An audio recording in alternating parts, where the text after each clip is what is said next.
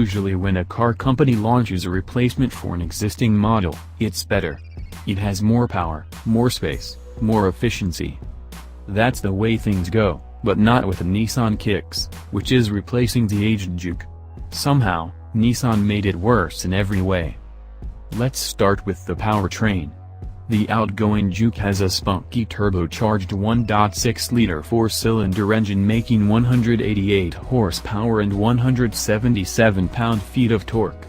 It might not have been the most efficient, with a combined fuel economy of 29 miles per gallon for the base model with a CVT.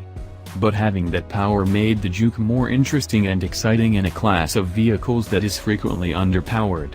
And the availability of a manual transmission, all-wheel drive, or high-performance Nismo models meant there were versions of the Juke for enthusiasts and those in cold climates.